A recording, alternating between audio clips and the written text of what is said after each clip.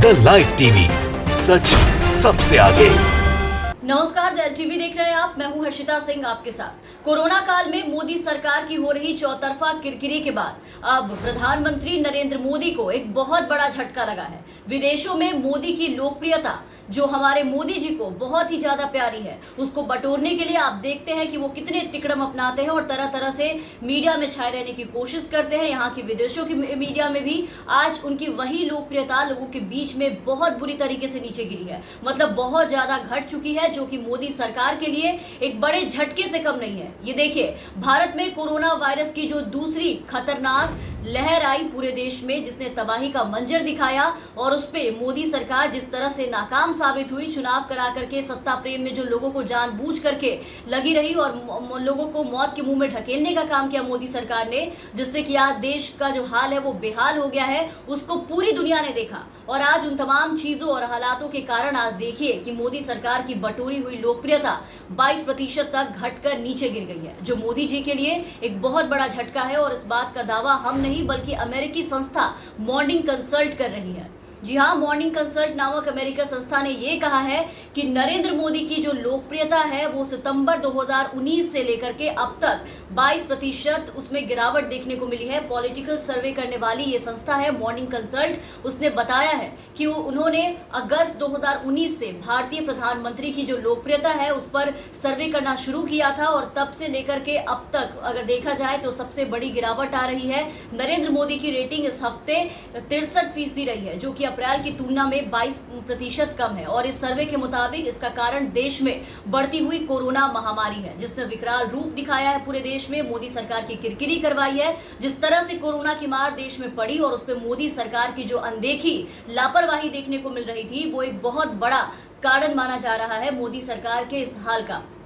उन्हें ये दिन देखने पड़ रहे हैं उसकी वजह से। और इस सर्वे को आज खुद बीजेपी भी गलत नहीं ठहरा सकती है, क्योंकि ये वही संस्था है मॉर्निंग कंसल्ट जिसके सर्वे में अभी कुछ महीनों पहले मोदी जी बहुत बड़े लोकप्रिय नेता माने जा रहे थे, दिखाए जा रहे थे, काफी वाहवाही हुई थी, जिसको शेयर करते हुए पूरी बीजेपी एक से एक और बड़े से बड़े दावे कर रही थी कि संकट में भी आप देखिए कि मोदी जी एकदम चारों तरफ छाए हुए हैं, लोकप्रियता बटोर रहे हैं। और आज देखिए कि उसी संस्था ने ये बताया है कि नरेंद्र मोदी की रेटिंग इस हफ्ते 63% जो रही है वो अप्रैल की तुलना में 22% कम है। कोरोना के बढ़ते प्रकोप के साथ ही मोदी की लोकप्रियता में गिरावट आई है। इस सर्वे में भी महामारी से निपटने में सरकार के प्रति लोगों का जो भरोसा है वो पूरी तरीके से कम होता हुआ दिखाई दे रहा है। और ये बात सिर्फ सर्वे ही नहीं, बल्कि आप इस बात को आमतौर पर भी देख सकते हैं कि जो हालात देश में आज पैदा हो गए हैं, जो भयंकर स्थिति आज देखने को मिल रही है देश में, देश के गाँव में एकाएक मौत के जो मामले हैं वो काफी ज्यादा बढ़ गए हैं। गंगा में सैकड़ों लाशें तैरती मिल रही है, इसी तरीके से फेंकी हुई मिल रही है। हजारों लाशों को गंगा किनारे रेत में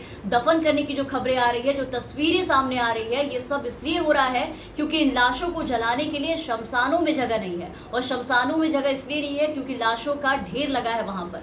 हालात ये है कि प्रयागराज का संगम भी आज मौतगा बन चुका है और अब भी लोग को राहत नहीं मिली है कोरोना से। तो ऐसे में लोगों का सरकार पे भरोसा ना बन पाना बिल्कुल लाजमी है। जिस तरीके के हालातों को लोगों ने फेस किया है, और कोरोना में तो मोदी सरकार की नाकामियों का डंका पूरे विश्व में बज चुका है।